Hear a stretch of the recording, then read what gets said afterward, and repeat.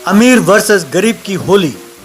एक गांव में दीपा नाम की एक औरत अपने बेटे चिंटू के साथ एक झोपड़ी में रहती थी।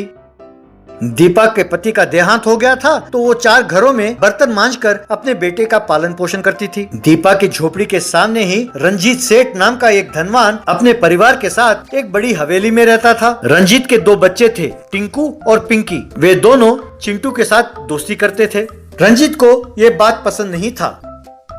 एक बार होली आई। रंजीत ने अपने बच्चों के लिए महंगे महंगे रंग और इम्पोर्टेड पिचकारियां ला कर दिया। वे उन रंगों को मिलाकर पिचकारी के साथ खेल रहे थे। रंजीत और उसकी पत्नी भी होली खेल रहे थे। चिंटू उसे बड़े चाव के साथ देख रहा था। उनके घर गया और टिंकू, पिंकी, क्या मैं भी तुम्हारे साथ खेल सकता हूँ?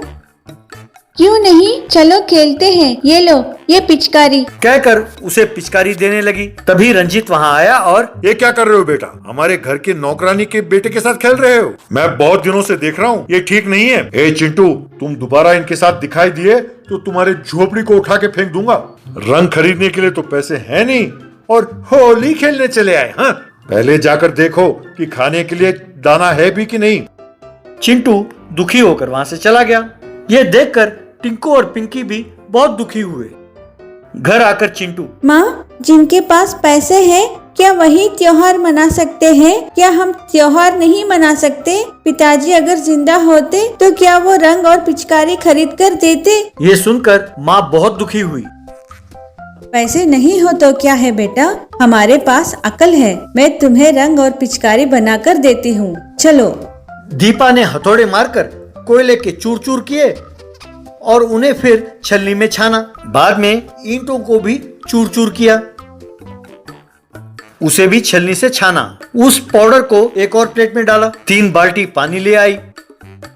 एक बाल्टी में कोयले का चूर मिलाया और दूसरे बाल्टी में ईंटों का चूर मिलाया और तीसरे बाल्टी में हल्दी को मिलाया। उसके बाद एक बांस का उसने पिचकारी बनाया। ये देखकर चिंटू बहुत हैरान हुआ।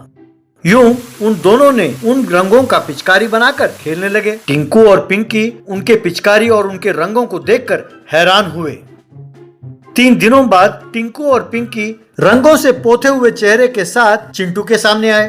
अरे चिंटू, तुम्हारे शरीर के ऊपर जो रंग थे वो सब निकल गए और तुम साफ हो। 3 दिन हो गए पर हमारे ये रंग उतर ही नहीं रहे। हमारे कपड़े भी फेंकने पड़े।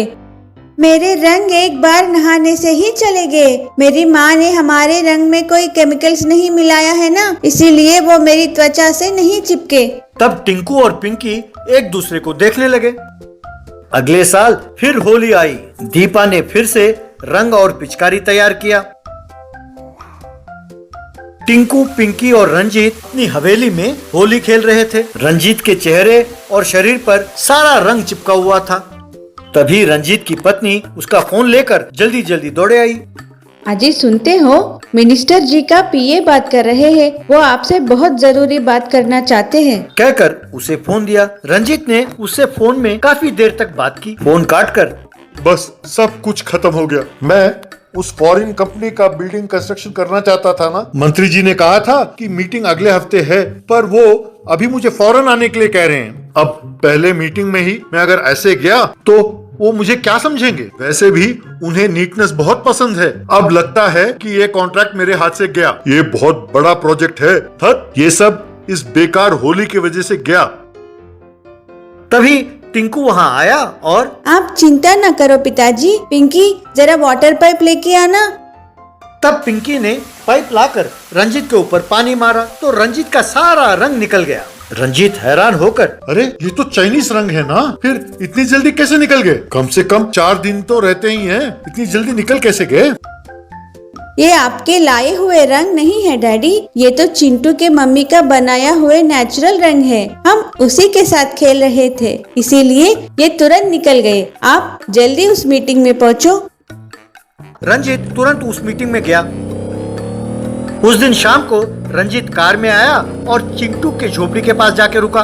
वहाँ टिंकू और पिंकी भी थे। रंजीत ने दीपा को प्रणाम किया और, बहन, मुझे माफ करो, मैंने तुम्हारा और तुम्हारे बेटे का बहुत अपमान किया। तुम लोग गरीब हो ये सोचकर मैंने तुम लोगों का तिरस्कार किया, पर आज आपके वजह से मुझे एक बहुत बड़ा कॉन्ट्रैक्ट मिला है। इस कॉन्ट्रैक्ट के वजह से मैं इस देश का सबसे बड़ा कॉन्ट्रैक्टर बनूंगा। मैं आप लोगों का ये एहसान किसी तरह चुकाना चाहता हूँ। मुझे अपना सगा भाई मानकर ये पैसे ले लो, मेहरबानी करके मना मत करना। कहकर उसे 50 लाख रुपए दिए। टिंकू और पिंकी बहुत खुश हुए।